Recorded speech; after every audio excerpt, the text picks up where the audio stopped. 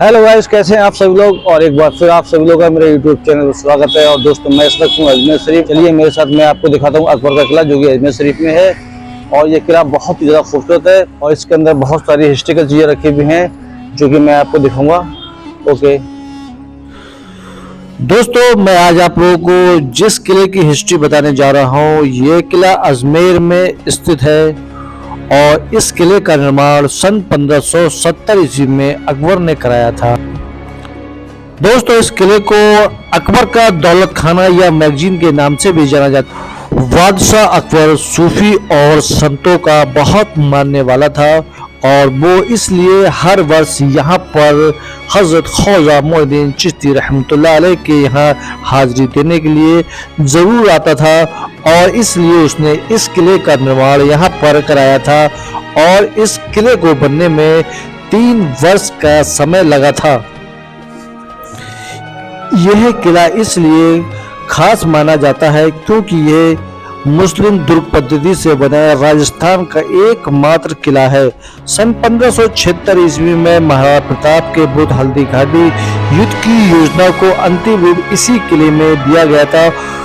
दोस्तों, बहुत सी घटना है जो इस किले की हैं और इसीलिए इस किले को इतना खास माना जाता है।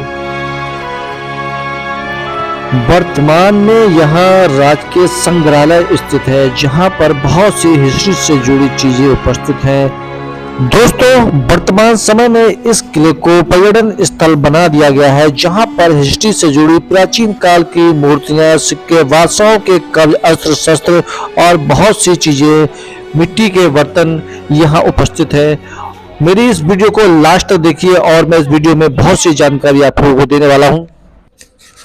तो दोस्तों, अब आप मेरे साथ जुड़ रहिए और इस वीडियो को लास्ट तक मेरे साथ इस वीडियो में बने रहिए। और मैं अब आपको दिखाने वाला हूँ कुछ ऐसी वस्तुएं जो बहुत ही ज्यादा दुर्लभ हैं। और दोस्तों, ये जो वस्तुएं आप देख रहे हैं, ये हड़प्पा संस्कृति से जुड़ी कुछ वस्तुएं हैं जो कि टूट चुकी हैं क्योंकि इनको एक बहुत ज्यादा वक्त हो चुका है। और ये वो वस्तुएं हैं जिनको कि हड़प्पा संस्कृति के लोग अपनी रोजमर्रा की जिंदगी में इसका प्रयोग करते होंगे। ये सारी वस्तुएं मिट्टी से बनी है और ये जो आप देख रहे हैं इसको झांबा कहते हैं और ये लघु एवं चित्र मृद भांड है। और दोस्तों, ये बहुत ही पकी हुई मिट्टी की बनी होती हैं और ये बहुत ही ज्यादा मजबूत है, जो अब तक सुरक्षित है।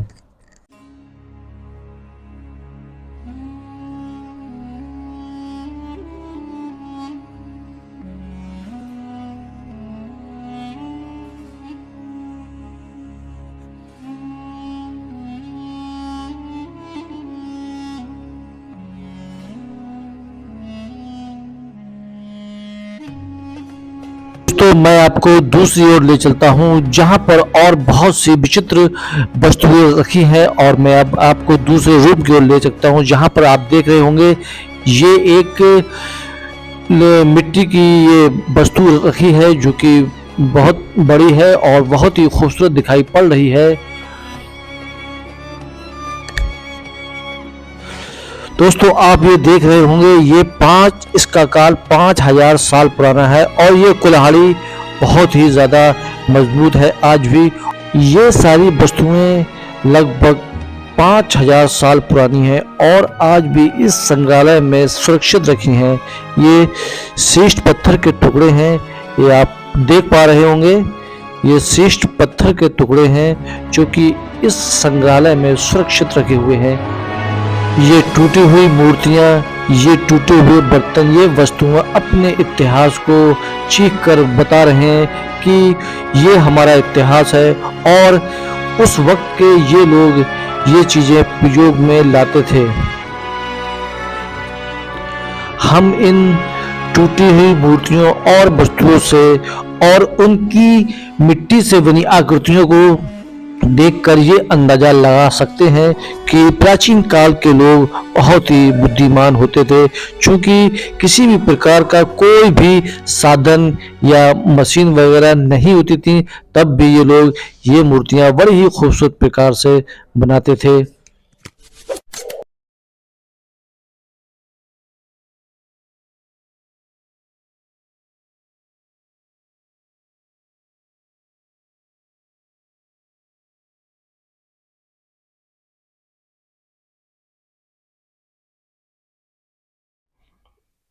प्राचीन काल में मनोरंजन का साधन कुश्ती हुआ करती थी या पर मिट्टी से बने गोटियां या किसी भी प्रकार के मिट्टी से बने साधन ही हुआ करते थे।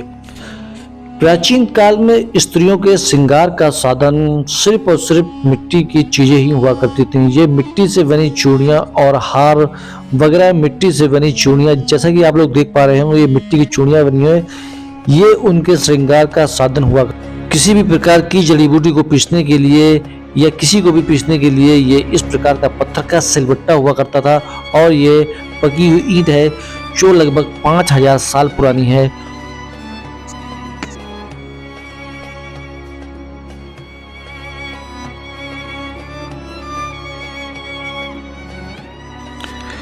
किसी भी वस्तु की माप तोल के लिए ये इस प्रकार के बाट का प्रयोग करते थे। और आप देख रहे होंगे ये पत्थर के बाट वगैरह है।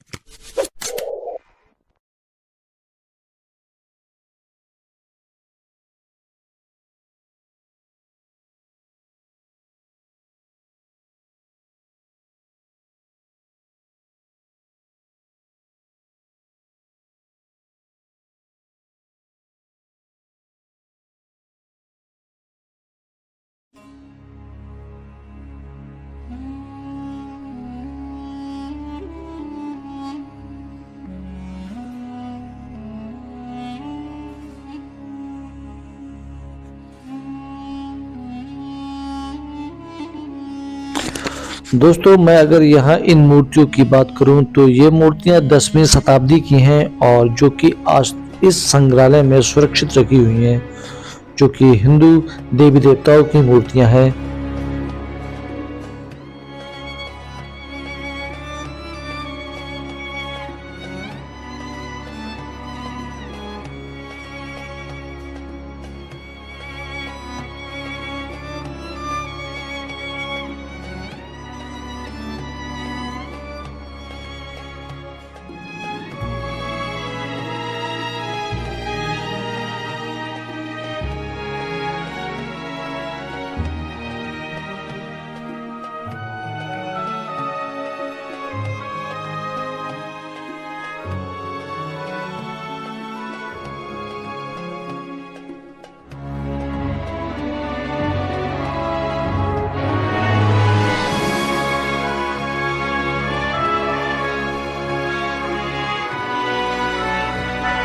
ये किला इस बात की गवाही देता है, इस समझौते की गवाही देता है कि सन 1616 ईस्वी में हिंदुस्तान के बादशाह जहांगीर ने ईस्ट इंडिया कंपनी को व्यापार करने की अनुमति दी।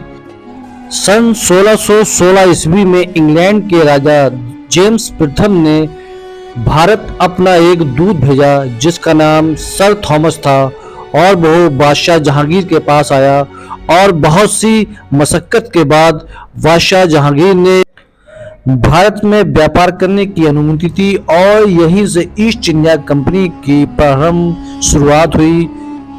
और ये दूसरा दृश्य मैं आपको दिखा रहा हूँ दोस्तों, ये सन 1576 ईस्वी का है जब अकबर और महाराणा प्रताप के बीच हल्दी घाटी का युद्ध हुआ। और ये दृश्य में बादशाह अकबर और उनके सेनापति मानसिंह हैं जो कि युद्ध की रणनीति बना रहे हैं और ये दृश्य बड़ा ही मनमोहक है। 3 अप्रैल सन 1576 ईस्वी में अजमेर से बादशाह अकबर रवाना हुए और 18 जुलाई सन 1576 ईस्वी में ये भीषण लड़ाई हुई, जिसको इतिहास में हल्दी घाटी के युद्ध के नाम से जाना जाता है, जो कि एक बहुत ही भीषण युद्ध था।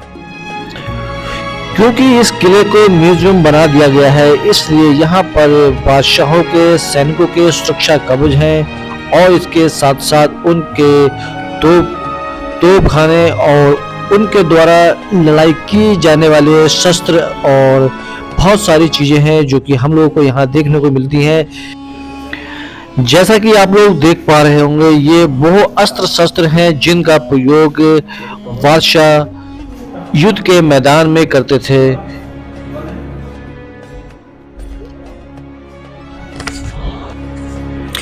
जैसे जैसे वक्त गुजरता गया, तोपखाने और भीषण युद्ध के दौरान यहाँ युद्ध में बंदूकों का प्रयोग वगैरह होने लगा और इसके साथ साथ दूसरी तकनीकी अपनाई जाने लगी। ये बादशाहों के द्वारा लिखे गए पत्र पत्रिकाएं हैं जो कि आज भी बड़े ही यहाँ पर इस किले में सुरक्षित रखी गई हैं। ताम्रपत्रम।